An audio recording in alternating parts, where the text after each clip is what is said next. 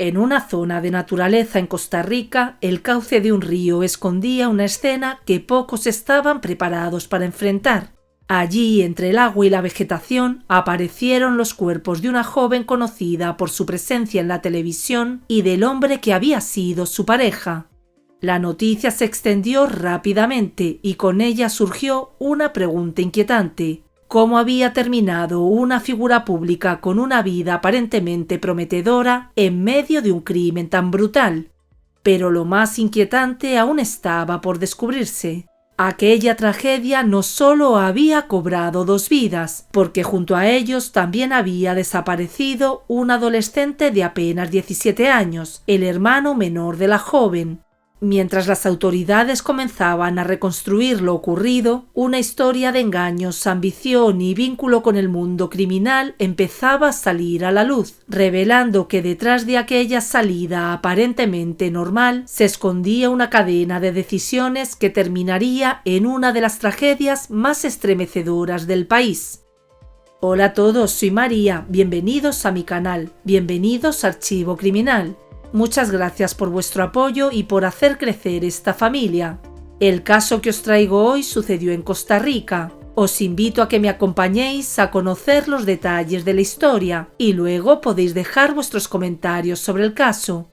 Contadme desde dónde me estáis viendo, dejad vuestro me gusta y suscribíos si queréis seguir escuchando más historias reales que revelan el lado más oscuro de la realidad. Sin más, comencemos.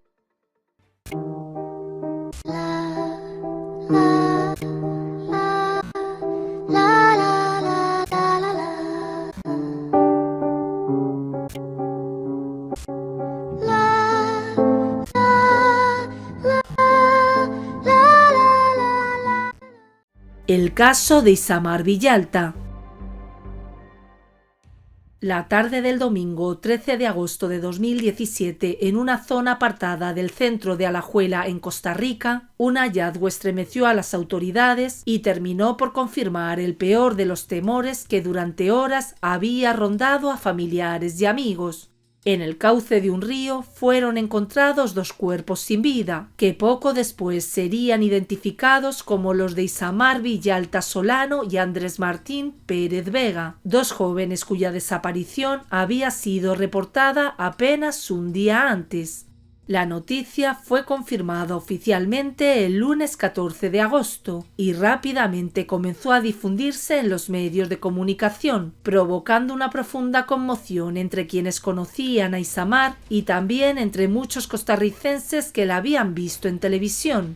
Las primeras observaciones de los investigadores indicaban que ambos habían sufrido una violencia extrema antes de morir, lo que reforzaba la sospecha de que no se trataba de un accidente ni de un hecho aislado, sino de un crimen brutal cuidadosamente ejecutado. Sin embargo, mientras la tragedia comenzaba a hacerse pública, una angustia aún mayor se instalaba entre los familiares.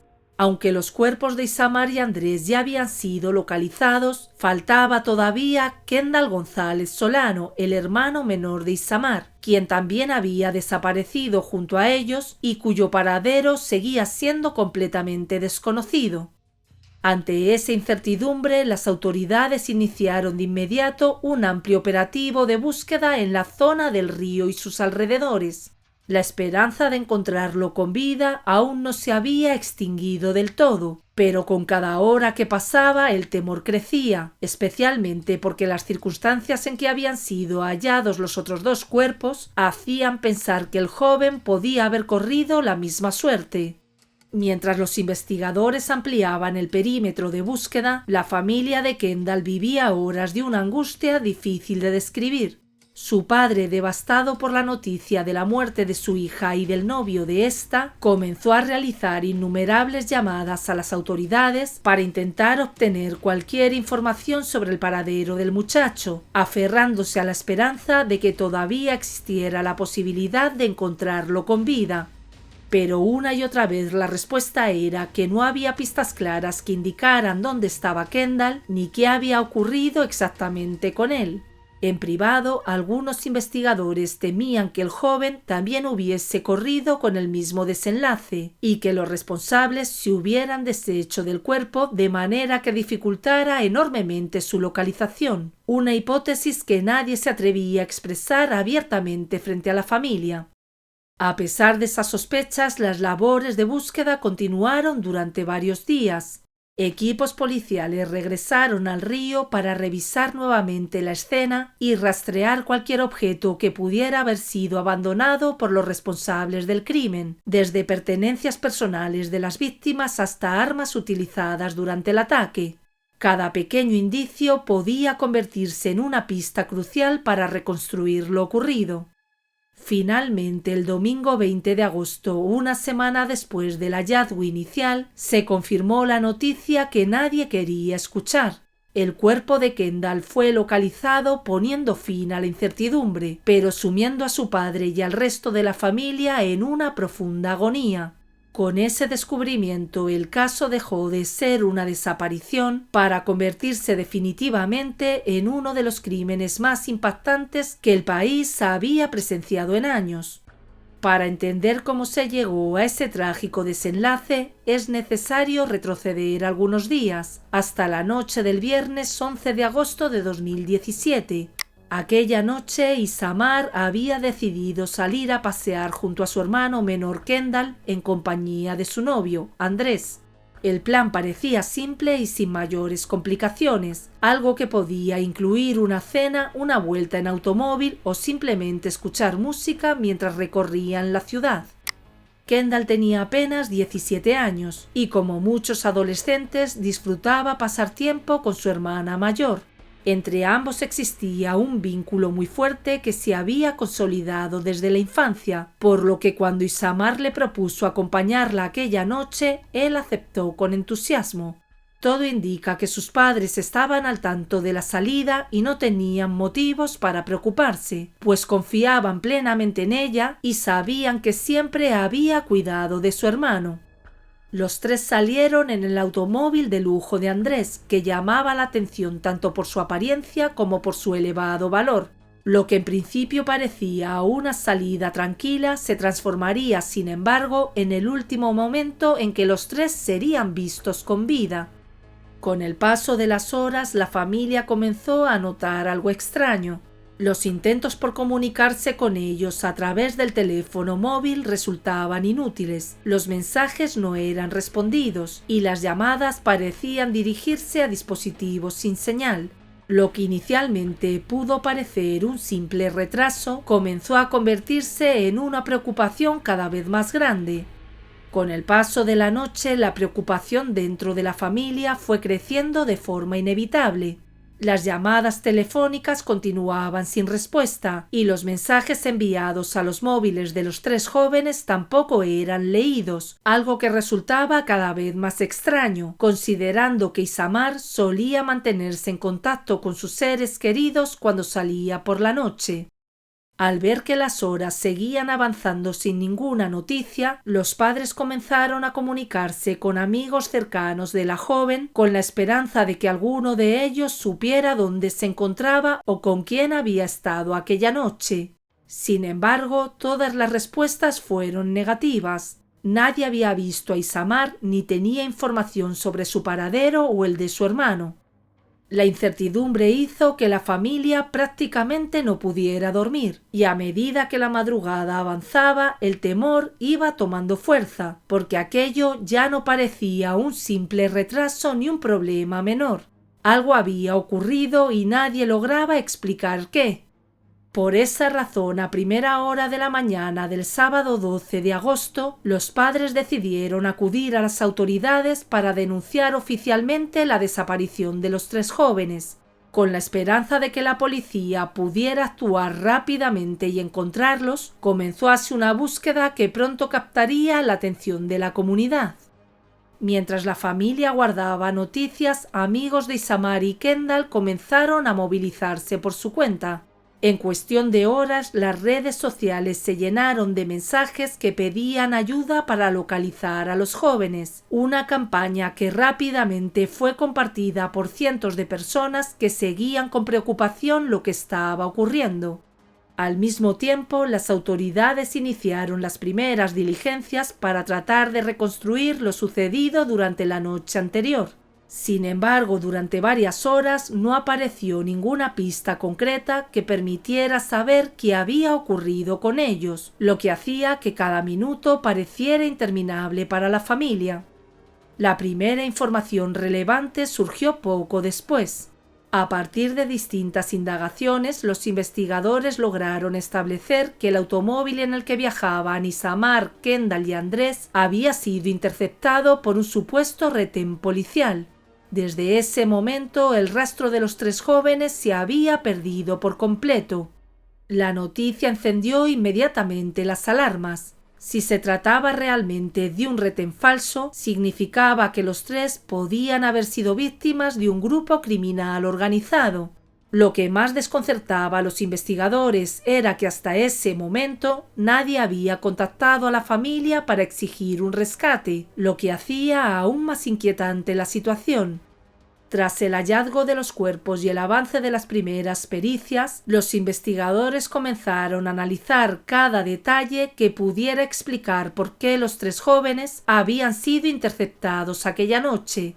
Una de las primeras líneas de investigación se centró en el entorno de Andrés, cuya vida parecía esconder aspectos que hasta entonces no eran conocidos por muchas personas cercanas a Isamar. Los antecedentes del hombre comenzaron a adquirir relevancia dentro del caso. Según trascendió durante las primeras investigaciones, Andrés había tenido problemas con la justicia por portación ilegal de armas, y existían indicios de que mantenía vínculos con actividades relacionadas con el crimen organizado. A partir de ese contexto, los investigadores comenzaron a considerar la posibilidad de que el ataque no hubiese sido un hecho al azar, sino una acción dirigida específicamente contra él. La hipótesis que comenzaba a tomar forma señalaba que los responsables del crimen podían haber estado buscando información sobre un cargamento de estupefacientes o dinero vinculado a sus actividades. Antes de seguir, una pausa rápida. Si os gusta mi contenido, suscribíos y dejad vuestro me gusta. Me ayudáis mucho a seguir trayendo más historias como esta. Ahora sí, continuamos. Con esa línea de investigación en marcha, las autoridades continuaron reuniendo pruebas y testimonios que permitieran reconstruir lo sucedido. Pero para comprender por completo cómo Isamar terminó envuelta en esa tragedia, es necesario mirar hacia atrás y conocer quién era la joven y cómo había llegado hasta ese punto de su vida. Isamar Villalta Solano nació a comienzos de la década de los 90 en la provincia de Alajuela, en Costa Rica. Desde pequeña creció en un entorno familiar cercano donde el afecto entre sus miembros era evidente, especialmente después de que sus padres se separaran cuando ella tenía alrededor de 7 años, un acontecimiento que marcó un cambio importante en la dinámica del hogar, pero que no debilitó los lazos entre los integrantes de la familia. Tiempo después de esa separación, su madre tuvo otro hijo con una nueva pareja, un niño que recibiría el nombre de Kendall. Con el paso de los años, ese hermano menor se convertiría en una de las personas más importantes de la vida de Isamar, pues entre ambos se desarrolló una relación profundamente cercana que iba más allá de la simple convivencia familiar. A medida que crecían, Isamar asumía de forma natural un papel protector hacia el muchacho. No solo disfrutaba compartir tiempo con él, sino que también procuraba cuidarlo y acompañarlo siempre que podía, algo que fortaleció aún más el vínculo entre los dos. Para quienes los conocían, resultaba evidente que la relación entre hermanos era una de las más sólidas dentro de la familia. Desde su adolescencia, Isamar comenzó a mostrar interés por el mundo del modelaje y del entretenimiento. A pesar de continuar con sus estudios y cumplir con sus responsabilidades escolares, dedicaba buena parte de su tiempo a prepararse y a participar en actividades relacionadas con ese ámbito que tanto le llamaba la atención. Con el paso de los años, su carisma y su presencia frente a las cámaras empezaron a abrirle puertas dentro de la industria del entretenimiento en Costa Rica. Poco a poco fue participando en distintos concursos y programas, lo que le permitió ganar experiencia y también hacerse conocida entre el público. Su mayor reconocimiento llegó cuando formó parte de la versión costarricense del programa televisivo Combate, un espacio que en aquel momento gozaba de gran popularidad entre los jóvenes del país. Allí no solo logró visibilidad, sino que también estableció amistades con otros participantes y comenzó a consolidarse como una figura cada vez más familiar para muchos espectadores. Para el año 2017, cuando tenía 24 años, Isamar se describía a sí misma como una mujer llena de aspiraciones y deseos de crecer profesionalmente. Disciplinada y amante del deporte, mantenía una rutina constante de ejercicio y entrenamiento físico que formaba parte tanto de su estilo de vida como de su trabajo en el modelaje. A pesar de esa vida activa y de su creciente presencia en el mundo del entretenimiento, en el plano personal, Isamar también atravesaba momentos de cambio. Fue en ese contexto cuando conoció a Andrés, un hombre que era poco más de 10 años mayor que ella y sobre quien no se conocían demasiados detalles acerca de su historia familiar. Desde el comienzo, la conexión entre ambos fue intensa. Andrés tenía una personalidad que muchos describían como magnética y proyectaba una imagen de seguridad y control que resultaba muy atractiva para la joven. En su compañía, Isamar parecía sentirse protegida y convencida de que junto a él podía construir un futuro prometedor. Además de esa impresión inicial, el hombre también mostraba una vida aparentemente estable. Poseía solvencia económica, se mostraba generoso y parecía dispuesto a ofrecerle una vida llena de experiencias y emociones que para ella resultaban emocionantes. Sin embargo, con el paso del tiempo comenzaron a surgir comentarios que inquietaban a quienes rodeaban a la joven. Algunas personas cercanas a Isamar empezaron a advertirle sobre ciertos aspectos del entorno de Andrés que no resultaban del todo claros. Según trascendía en algunos círculos, el hombre tenía antecedentes relacionados con la aportación ilegal de armas y mantenía vínculos con personas vinculadas al mundo del crimen. A pesar de esas advertencias, el enamoramiento que sentía por él hizo que Isamar decidiera continuar con la relación. Las opiniones de familiares y amigos no lograron apartarla de un vínculo que, aunque comenzaba a mostrar señales de tensión, seguía ocupando un lugar central en su vida. A medida que las investigaciones avanzaban, las autoridades comenzaron a identificar a la persona que habría desempeñado un papel central en la planificación del crimen. Se trataba de Jorge Antonio Carvajal Quirós, un hombre que había logrado ganarse la confianza de Andrés hasta convertirse en alguien cercano dentro de su entorno. Aunque no se ha podido establecer con precisión desde cuándo mantenían esa relación, se sabía que Jorge colaboraba con él en la venta de estupefacientes en pequeñas cantidades. Ese vínculo no solo le permitió conocer detalles sobre las actividades de Andrés, sino que también le dio acceso a información sensible sobre su vida personal, sus movimientos y los bienes que poseía. Con el tiempo, Jorge comenzó a interesarse cada vez más en el dinero y en los recursos que Andrés manejaba. Según las hipótesis de los investigadores, el hombre empezó a idear un plan para apoderarse de una importante suma relacionada con un cargamento de sustancias ilícitas que su socio mantenía oculto, pero sabía que para llevar adelante un golpe de ese tipo necesitaba ayuda. Por esa razón empezó a buscar a otras personas que estuvieran dispuestas a participar en el plan, individuos que tuvieran la capacidad y la experiencia necesarias para ejecutar una operación que debía realizarse con rapidez y precisión. Conocía la existencia del dinero, sabía las actividades en las que de alguna manera participaba Pérez Vega De acuerdo con lo que posteriormente logró reconstruir la Fiscalía, el plan comenzó a ejecutarse cerca de la medianoche del 11 de agosto de ese año, y aprovechando su conocimiento de los procedimientos policiales, algunos de los implicados organizaron un falso retén que sería utilizado para detener el vehículo en el que viajaban las víctimas. Vestidos como oficiales de policía y utilizando varios vehículos para cerrarles el paso, los hombres interceptaron el automóvil en el que se encontraban Andrés, Isamar y Kendall. En cuestión de segundos lograron someterlos y obligarlos a abandonar el vehículo, iniciando así un secuestro que marcaría el comienzo de horas de violencia y terror. Tras capturarlos, los trasladaron hasta una vivienda ubicada no muy lejos del lugar donde había ocurrido la emboscada. Allí los mantuvieron cautivos mientras presionaban a Andrés para que revelara el paradero de un cargamento de sustancias prohibidas y de una importante suma de dinero que supuestamente tenía escondida. Durante ese tiempo, según la acusación presentada por las autoridades, los secuestradores recurrieron a amenazas y agresiones físicas con el objetivo de obligarlo a colaborar.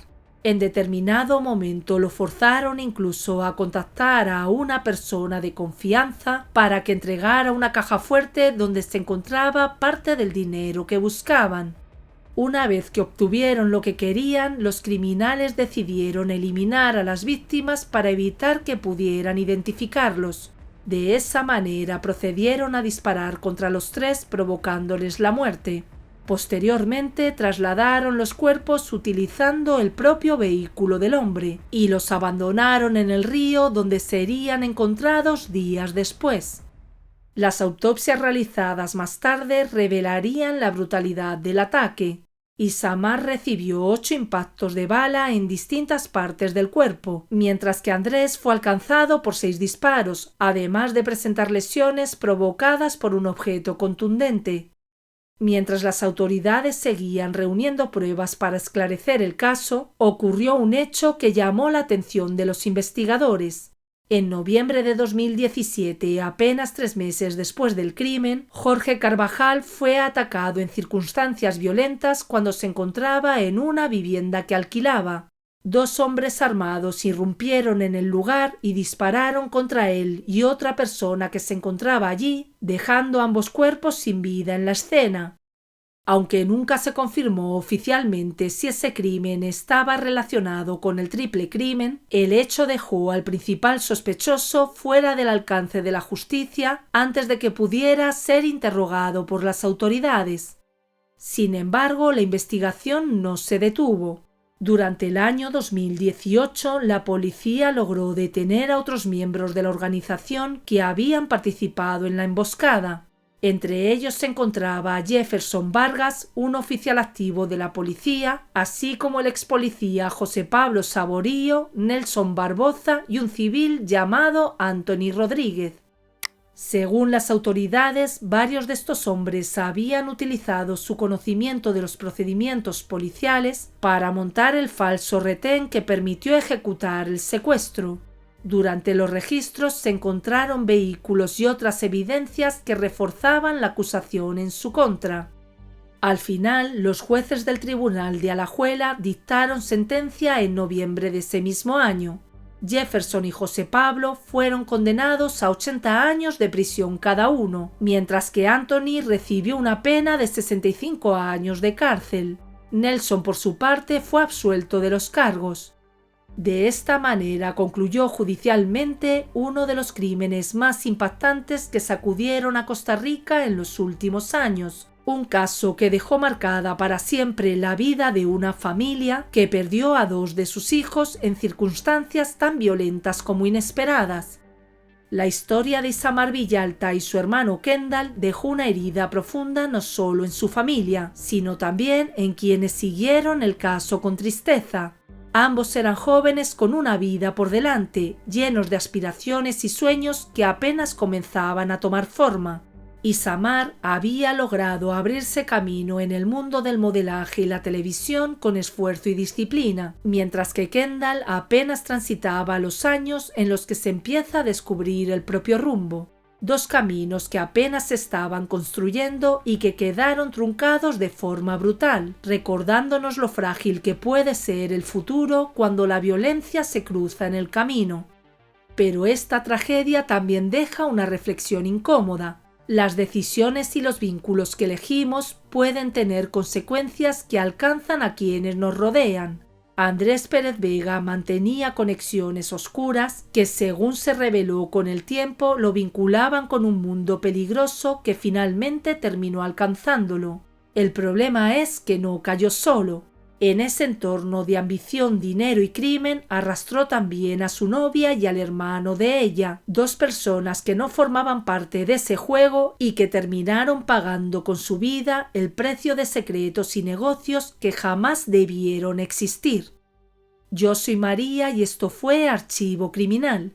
Si este caso te pareció importante, te invito a suscribirte, a dejarme tu me gusta y a contarme desde dónde me estás viendo. La memoria nos une, nos interpela y nos obliga a no mirar hacia otro lado. Recordar es también un acto de justicia.